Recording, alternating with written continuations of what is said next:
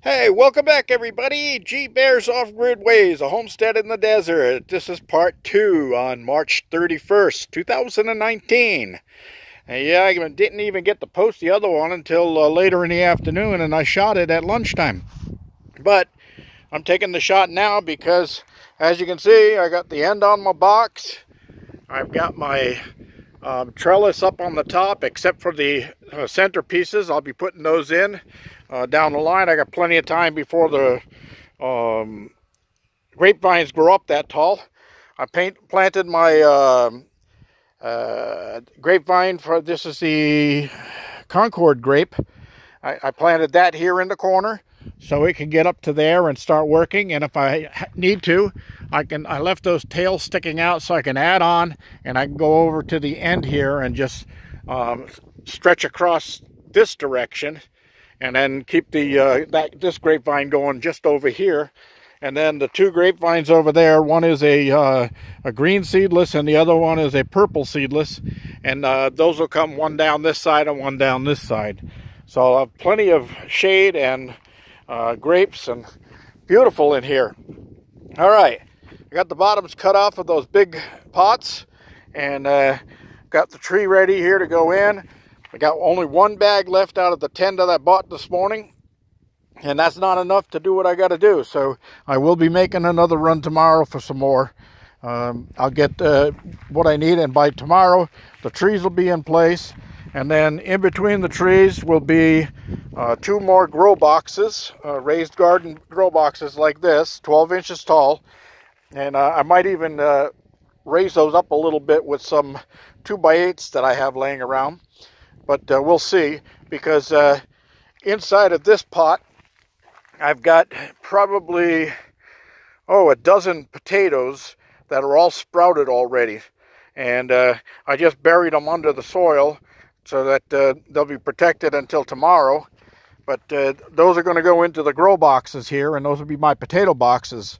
So I can grow my potatoes in a separate box away from everything else. That's just a great idea of the way to handle that. And then, of course, the holly oak tree here will be in this pot, and that tree will be in that pot. And then all these pots will go up into my garden house, or my garden shed, and get out of the way. And that table is going to end up turning up against the wall right there, so it'll be out of the way. And all of the extra plants that I have in buckets here are going to get out and get transplanted. And that's why it looks like it's a little low in this section here, is because all the soil from those, once I move those plants out of there, are going to end up in this garden, and that's going to fill it right up to the top. I did fill it up well over there because I wanted it to protect the roots of the grapevine really well. So it had some pretty good roots running off the bottom of it, so I think it's still okay. We'll see if that thing sprouts this year. I sure hope it does, because that's a clone, and the clones are the same age as the original plant, so that's got to be like 5 years or 6-year-old stem on there, so it should produce grapes. And I hope it does, because I love those grapes. Those big, juicy Concord grapes, even if they have seeds, I eat the seeds too, but I'll have to save some so I can plant a couple of more stalks of that and get them planted around here as they go. All right, so grow box here, grow box there, and I have enough to do a 2x2 grow box in this corner here, and I might even be able to make it extra tall.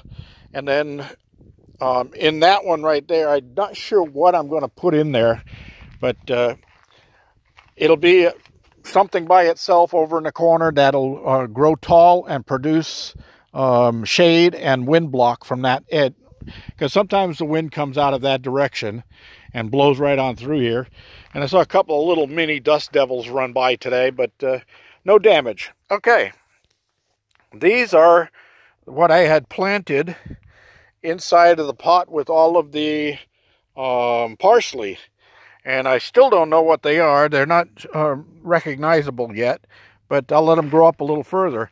And there was 1, 2, 3, 4, 5, 6 of them. So I know I planted some pumpkin and some cantaloupe and some cucumber. But these don't look like any of those, although they could be pumpkin. We'll see what happens as they go along. And then I've got some watermelon plants in here, and I got some strawberry plants in there. And there's 2 different types of strawberries. Sequoias are one, but those are the ones like right here that are a June harvest, and they come in all at once. Okay, so that'll be fine for that. But this is the Connalt, and the Connalts are a constant producer. So they keep on producing and producing all the way up till the first frost. So that's why I got those. And if I'm not mistaken, these put out feelers, and then they'll plant another plant as they go. I'm not sure if the sequoias do, but we'll find out. And there's already strawberries on that one. So, all right, over there, red bell, sweet bell peppers. Great. Okay, that's a cantaloupe over there. Well, no, that's a cantaloupe there. Yeah, that's a cantaloupe there. Watermelon here, watermelon here, watermelon here. Cantaloupe, cantaloupe, cantaloupe. Oh well, so that's what I get for not marking them. But I've been so busy today. Didn't have time. The grapevines are really going crazy. They love the transplant, and so are all my trees. I mean, they are just really loving it. I've got buds and flowers on the pear tree already, and I got leaves growing out of the tops of the apple tree, so everything's taken off really good. And I've got fresh growth coming out of the tangerine tree already. This is great soil, I'm telling you. The corn is about 1.5 times the size it was when I planted it already. So look at it, it's growing up fast. I'm getting a little drying on the leaves. That's because we had a lot of dry wind blowing. But I'm going to be getting the shade cloths. Another one like this is going on the middle right there. And that should give me enough shade through here, through the hottest part of the day, so that everything doesn't burn on me. And then I'm going to get a smaller shade cloth and tack it on this wall and come around the corner here and line it up with that one so that it shades here, because the hot sun is always late afternoon in the summertime, and the dominating wind is from that direction. So if I block this corner, that'll cut down on the wind for me. All right, my beets, whole bunch of them starting to sprout out, and I got another one over there that's Swiss chard. And then my carrots are looking good, and my onions. And this is my self-watering garden, so I don't have to worry about that. And there's my sweet potato that was growing inside. That I'll shift over to the grow box over there when I put it between the trees and get myself some sweet potatoes this year. So I'll have russets, goldens, and sweet potatoes growing over there. Beautiful. Carrots are looking good. I got an onion here. I got a lot of green on there, so I might have to make myself some green onion dip. And then over here, I got another one of the cucumber plants in there, and some wild bush that's growing right there. I don't know what that is, but I'll look it up in my botanical books and see if I can find it, and I'll check it with my app that I have on my phone. All right, got all my parsley transplanted and watered in, and the lettuce is really perked up. It really liked getting out of that little pot that it was in and getting moved over. So early good girl tomatoes, both looking nice and healthy. I might throw in a couple more tomato plants down the center here since I've got so much room. And it doesn't matter if the vines from the cantaloupe and that stuff take off and go across the ground.